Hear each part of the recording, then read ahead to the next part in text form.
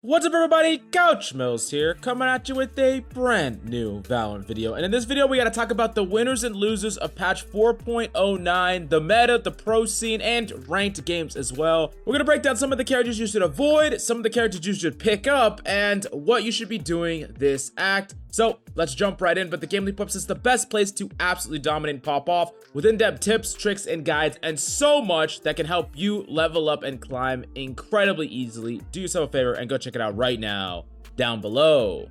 Now we're gonna do this from a role-by-role basis, talking about characters that are more or less the same as they were before, some of them that are winners in the meta, and some of them that have been getting worse or losers in the meta. So first off, the Sentinel role. And coming off the heels of losing one of his alarms, Chamber is going to be a loser. But it's important to understand that this is a slight loser. He's not a overwhelming loser. He's still going to be very good, see a lot of pro and ranked play. But Chambermains are definitely going to feel this. There's going to be situations where you end up getting flanked. I think more specifically, the map that the second alarm will be felt the most is on Fracture. And I wouldn't be surprised if Chamber's pick rate drops slightly in pro play on that map, but honestly, he's so strong. He has so much pick rate there in the first place that it's not going to really matter that much for the character. But we do got to mention the other Sentinels in the role. Sage is more or less the same after the past couple of patches. She hasn't changed that much, and she pretty much has a right around 20% pick rate across all maps in pro play.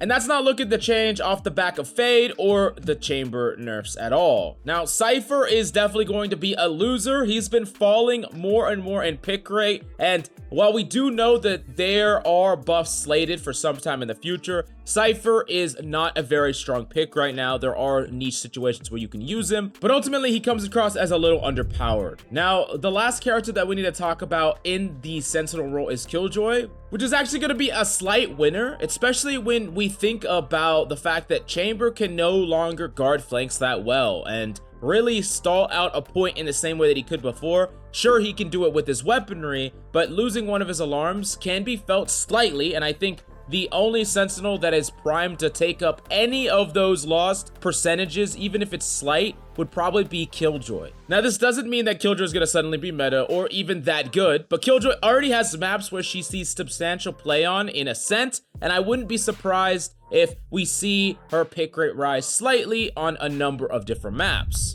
Now, the next up, we do got to talk about the Initiator role, and first off, let's talk about Sova, who is definitely going to be a loser. Now, Sova is not lost. He hasn't lost. He's still going to be amply in the meta. Not only in the ranked meta, but the pro meta as well. But remember, two things happened. First off, he got nerfed slightly with his damage of his shocks, and of course, the distance he can use his drone, which that alone wouldn't have taken him anywhere. He would have been almost not changed in his position in the meta. The real change comes off the back of Fade, who is actually competition for Sova. Now, this doesn't mean that Sova's all of a sudden weak. It just means that there's actually an alternative to the character. And while Fade is definitely going to be a character that sees play, Sova will still see substantial play as well. You gotta understand, for a character to have an overwhelmingly large amount of pick rate, they need to be both powerful and they need to be unique, as in there's no overlap with other characters. And for a long time, Sova was just powerful and unique,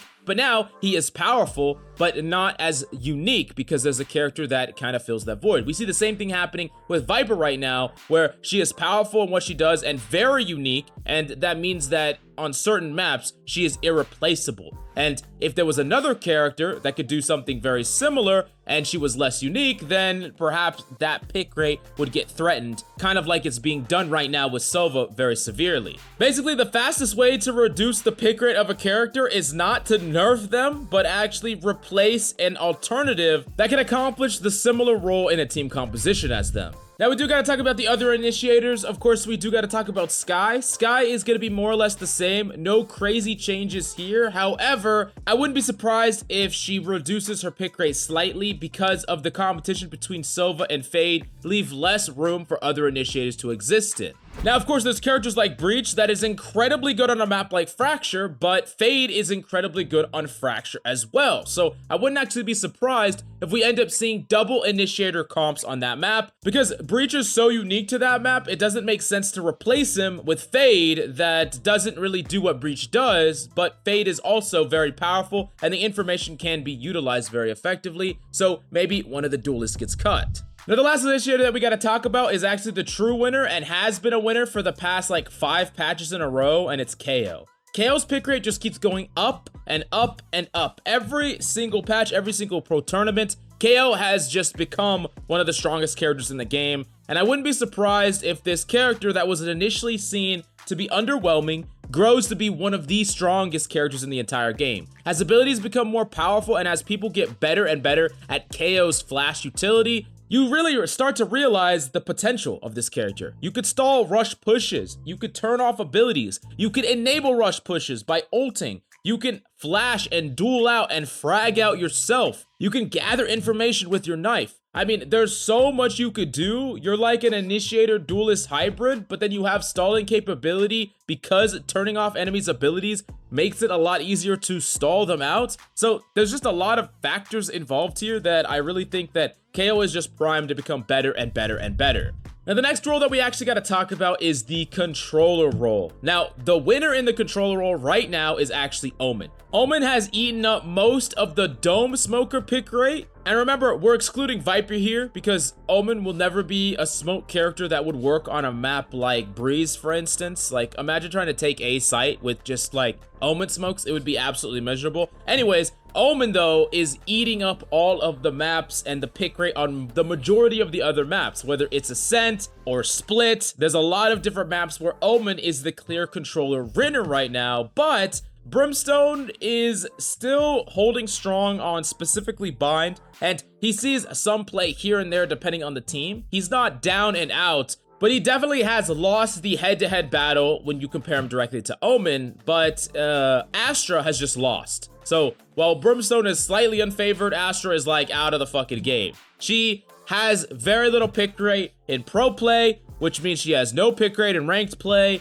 She is incredibly underpowered. They basically killed this character with the nerfs. And the more we see and watch, the more we realize how underpowered she is. And I'm actually not sure how they would buff this character to be good enough without making her too good in pro play. Because this was the problem before. She didn't see any pick rate in ranked play comparatively to pro play when she was insane, right? When she was the best, she saw almost no ranked pick rate. So we can't make her that strong again, right? We just can't do it. So how would you ever make her see ranked play? Maybe she's a character that they could make her an okay option in pro play, but she still would never see ranked play, or she's a character that would need reworks in some meaningful ways. I'm not entirely sure the direction they should go with this character, but it is important to understand that Astra is pretty much bottom of the barrel as far as controllers are concerned. Now, the last role we gotta talk about is the duelist role. And keep in mind, we're talking about changes over the past multiple patches, not just the most recent one. And of course, we gotta talk about Jett. How does Jett look after the nerfs?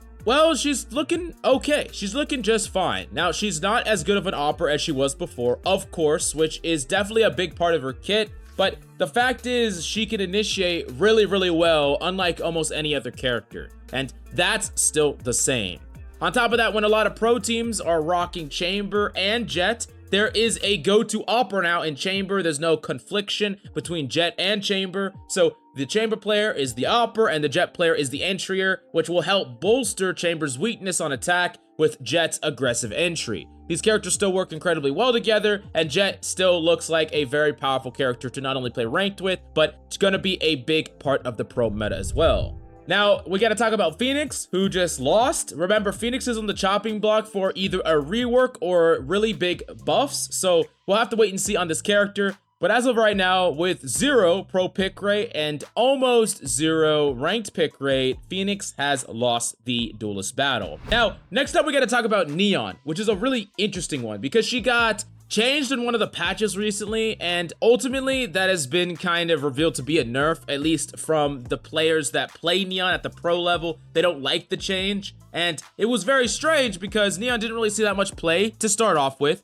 but then Optic whips around and wins the entire big LAN event with Neon as part of their agent compositions, so she was primed to actually increase in stock. But after the changes that hit her, that they say is a nerf, maybe not so much. It's kind of a weird situation where, is she good enough to actually see play now? It's very up in the air with this character. I think that if we would just get a small buff with this character, all of a sudden she would be incredibly meta, but as is right now, only one or a couple of teams have managed to use her at the pro level. So I think she still has a place, and she'll probably see slight pro play, and of course she's great in ranked. She is in this very weird situation where it's unclear how she's gonna look going forward, and I wouldn't be surprised if this character has the potential to move around the most. Now, let's talk about Reyna. Reyna has basically not changed. She's not any worse or better than she's always been. Very, very good in ranked play, only mediocre in pro play, if that.